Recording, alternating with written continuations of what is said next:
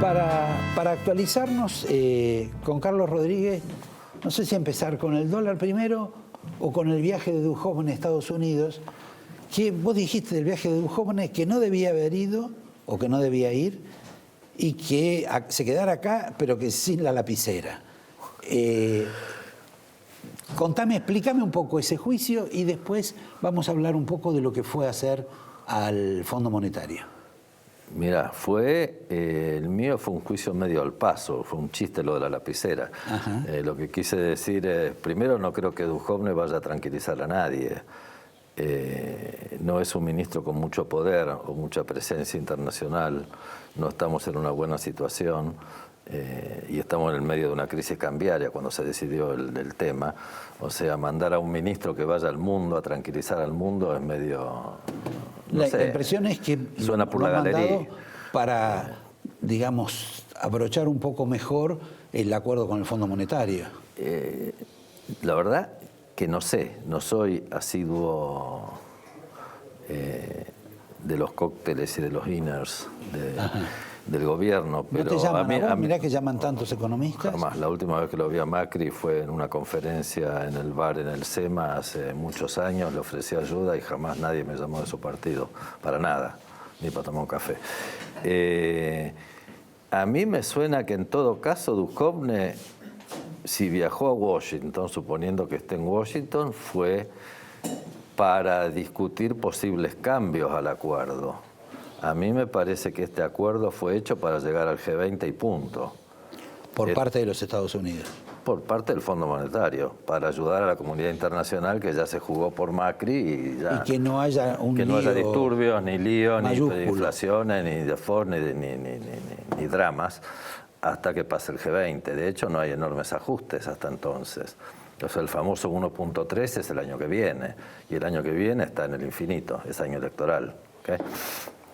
O sea que confías que se haga la reunión del G20 en la Argentina. El fondo confía que se haga la reunión del G20 en la Argentina y yo también no veo tampoco una enorme crisis. Hay mucha plata puesta como para que...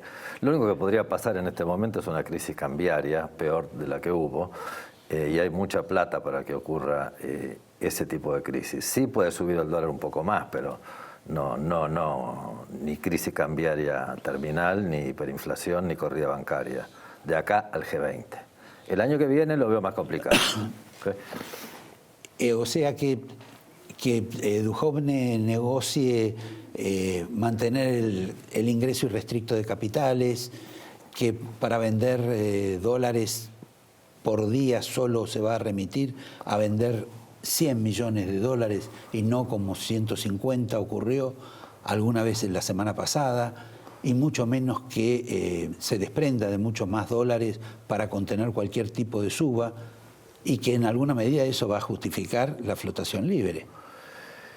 ¿Hasta dónde puede llegar el dólar? Porque la flotación libre, en un contexto de desconfianza y con las limitaciones a las intervenciones del Banco Central por parte del uso de reservas y el uso de futuros, puede llegar a ser incompatible la condición de flotación libre con la condición de que la inflación sea menos de 32. Si es menos de 32 pero más de 27, eso se soluciona, ¿okay? Se pide una revisión de las cláusulas. Capaz que eso es lo que está haciendo Duhovne ahora, por ejemplo. Pero si es más de 32 se cae el acuerdo, hay que ir al borde nuevo, hay que reescribirlo. Y lo más probable, estamos ahí, estamos justito ahí. En el borde de ese 32. Ahora, estar tan justos en esa situación y la posibilidad, obviamente, vos estás absolutamente seguro que el gobierno, por más que lo desee, no está en condiciones de pararlo al dólar.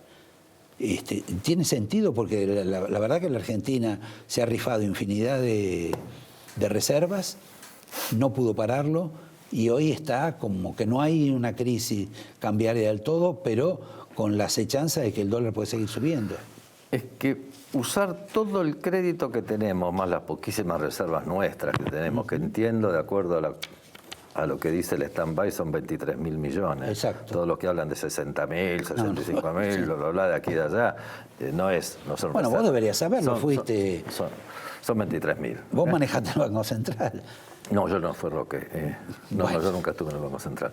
Pero Pero yo sí sé, porque yo trabajé de asesor de todos los organismos internacionales habidos y por haber, y en 20 países por lo menos, donde menos estuve es en Argentina, yo diría, casi.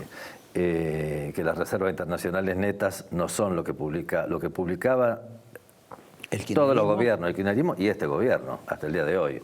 El balance del Banco Central no publica las reservas internacionales netas, te publican un número que es optimista al máximo, que no tiene nada que ver con las condiciones del fondo incluso. Pero todo el mundo lo sabe en los mercados de capitales, así que no engañas nada más que al público doméstico. Yo creo que gastar lo poco que tenemos en salvar algo que está básicamente moribundo. O sea, el peso está moribundo si es que no está muerto. Subsiste porque los salarios hay que pagarlos en dólares y porque en pesos, y porque la justicia reconoce los contratos en pesos. Y si llegaras a hacer un contrato laboral en dólares y después pasa algo, el damnificado, o sea, el trabajador, va a la justicia y la justicia va a fallar a favor de él, o sea, a favor del peso.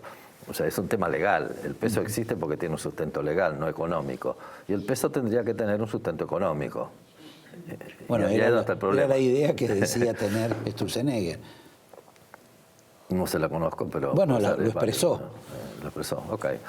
Ahora, en esta situación, cualquier tipo, digamos, de desmadre del tipo de cambio, de desmadre de la inflación, la Argentina finalmente, por un camino diferente, termina como Venezuela, muchísimo más pobre. Ya está más pobre en estos 6 meses.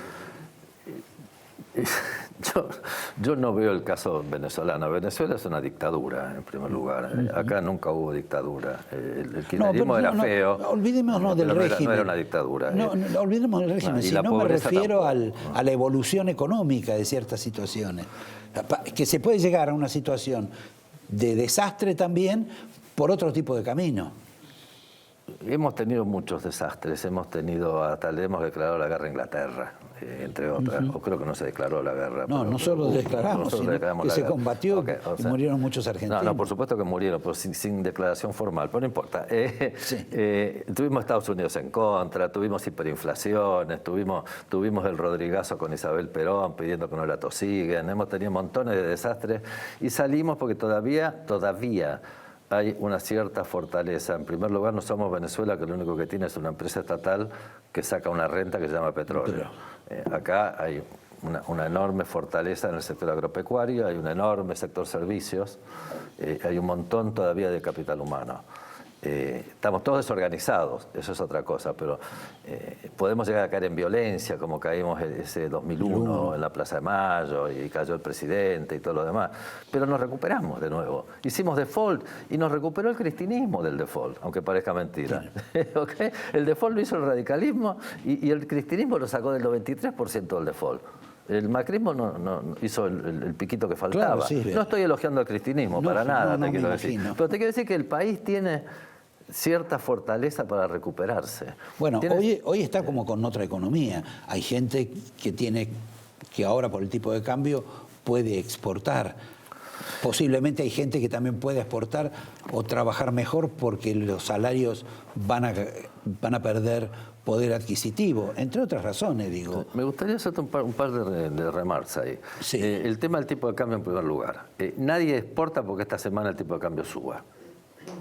Podés agarrar y hacer un contrato para vender un stock que tenía o algo por el estilo y nada más. Nadie va a invertir en una industria exportadora, no vas a poner un mango porque suba el tipo de cambio. ¿Okay? El tipo de cambio tendría que estar... primero hay que pensar en el tipo real de cambio. ¿Okay? Y segundo, que sea estable. Y eso ni por carambola nadie lo ve en el horizonte próximo de la Argentina. O sea, nadie va a invertir en exportar. Acá seguimos exportando soja y punto. O sustituyendo alguna exportación adentro del Mercosur o algo por el estilo. Yo estuve escribiendo mucho en la época de Menem y ahora también. ¿Vos te crees que alguien se calentó en llamarme o algo sobre Maquila? ¿Okay? Claro, hoy me porque estaba vos por tenés traer una remera, esta no es, pero hecha en Tailandia. Y México Bueno, vive de la toda la ropa maquila. que Y usamos. China salió del comunismo gracias a las ciudades exportadoras, que eran maquila. ¿Y vos qué querés? ¿Convertir a Argentina Bueno, o una parte de la Argentina una parte de la en una Argentina, suerte de maquila? por supuesto, como una manera de liberar el mercado laboral y todo el costo argentino basado en impuestos sobre las empresas. Las empresas en la Argentina no son productoras. Las empresas en Argentina son agentes recaudadoras de impuestos indirectos de la DGI, que subsisten ese costo argentino, que es la DGI, que les cobra hasta impuesto al trabajo, ¿okay? Pero impuesto al trabajo exorbitante, además de todos los otros impuestos y adelantos de IVA, adelantos de ganancia, adelantos de aranceles, impuestos al cheque, impuestos a la riqueza, a todo. ¿Okay? Eso se llama costo argentino. Entonces no pueden competir. Como no pueden competir, piden protección. Y el gobierno felizmente se las da, porque si la empresa cerrara, no cobraría a la FIP ingresos. Y si la FIP no cobra ingresos, suena a la clase política. Son agentes recaudadores de la DGI, los pocos que quedan. Ahora, para tener una idea, y físicamente, ¿se podría establecer una especie de maquila en Mar del Plata? ¿Como en una provincia? En La Matanza. Es un tema de leyes. El asunto es que te tienen que apoyar el Congreso con las leyes. No es una zona de libre comercio que es distinto, que es el curro ese que tenemos en Río Grande, que importan televisores, le ponen un sellito Made in Argentina. Bueno, ahora están protestando. Esto es para exportar, es al revés. O sea, tenemos que tener enormes contratos de importación de materiales, ¿okay? Agregarle valor agregado y volverlos a exportar. Eso es el maquila. Para eso precisas enormes proveedores de insumos semi-elaborados, y enormes compradores de ese producto al cual vos le agregaste algo de valor agregado. Por ejemplo, un botón a la camisa. Vos importás las camisas y le agregás los botones. Esto es una cadena de valor internacional que está totalmente bien armada en el resto del planeta. Todo el sudeste asiático y China y Centroamérica están en eso. Y nosotros, en lugar de eso, lo que tenemos son planeros sostenidos por impuestos al empleo. Es de tarados. Sin duda, lo que no sé, si la Argentina interviene en un fenómeno de esas características, lo que va a hacer, digamos, las reglas internacionales de decirte, pero acá hay un montón de cuestiones que vos no estás cumpliendo y que el resto de los competidores en el mercado sí lo hacen. Bueno, tendrías que regular, que es distinto. No es dar ventajas impositivas, no estás dando subsidios a la exportación. Vos lo que tenés que hacer es, por ejemplo, eliminar los impuestos al trabajo. Eso no te va a acusar nadie de nada.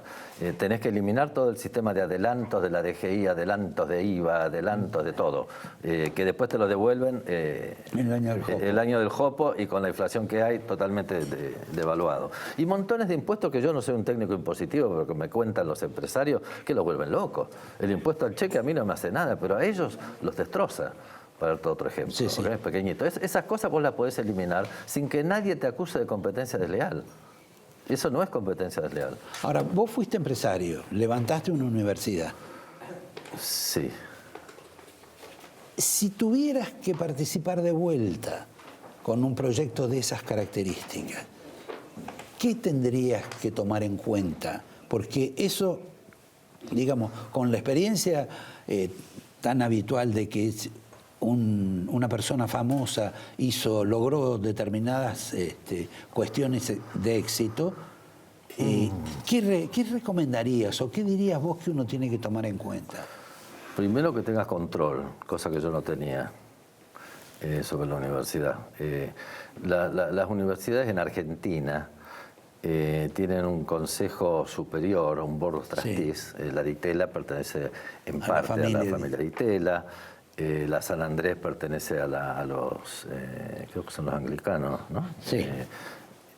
La de Belgrano pertenece a Porto,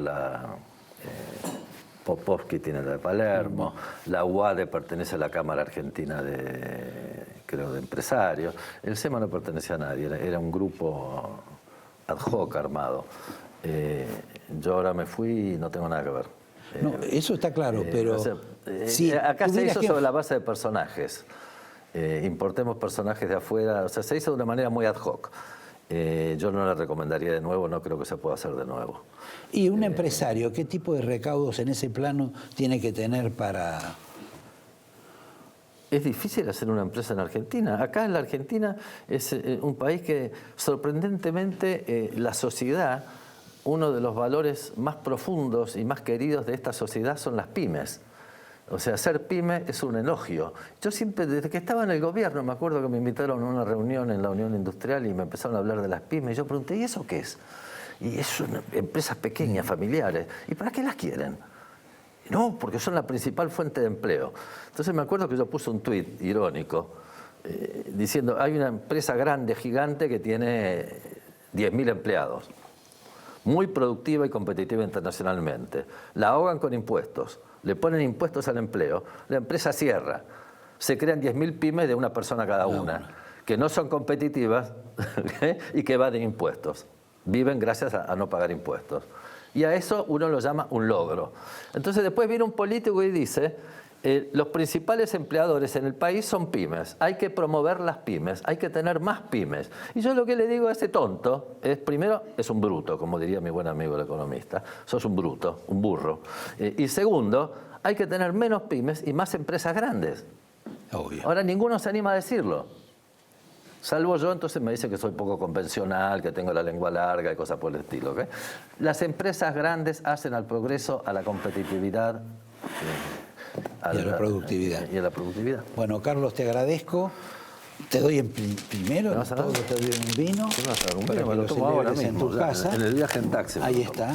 Te doy el angelito. Gracias, vos me has traído un libro. Yo te traje un libro que lo escribí hace 20 años, lo descubrí el otro día, ni sabía que estaba mirando. Describe, del 98 al 2000, describe 3 experiencias. Mi dejada del gobierno, que tuve 2 años nada más, el último año de Menem, y el primer año de la Rúa. Y lo más interesante, además de las razones que me llevaron a dejar el gobierno, es la transición de Menem a de la Rúa. Porque ahí se inventó el concepto de la herencia recibida y ahí se arruinó la Argentina. Con el discurso inaugural de la Rúa, diciendo que recibía una porquería, que todo era culpa de la herencia. Ahí y esto está. está en este libro. Bueno, te agradezco y antes de despedirte tengo que leer una cuestión de tipo publicitaria. ¿Podés resumirme en una línea por qué están peleados con todo el grupo de Milei si en alguna medida piensan todos medianamente parecidos? Yo no estoy peleado porque nunca me consideré liberal libertario. Yo siempre dije que fui un liberal conservador. De derecha. Bueno, ya. Y entonces todos se me tiran encima diciendo que eso es un oxímoron, que es imposible. Como además digo que soy peronista racional,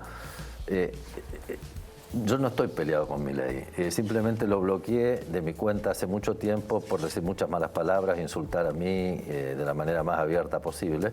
Y después de haberlo bloqueado me enteré que en realidad insulta a todo el mundo, pero bueno, parece que el muchacho tiene carácter.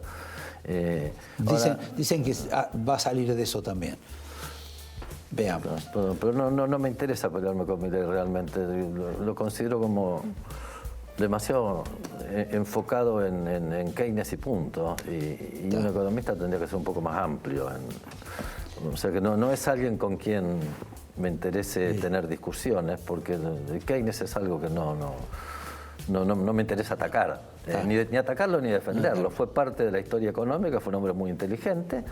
Nosotros en Chicago lo estudiábamos por orden de Milton Friedman, que nos lo daba como lectura obligatoria, y era una persona respetada, no una persona para ser insultada. Otra cosa son los políticos que usan la palabra keynesianismo para justificar su populismo, que es distinto. Bueno, hay infinidad de deberes que me quedaron colgados con vos, pero bueno, lamento, te despido, te agradezco.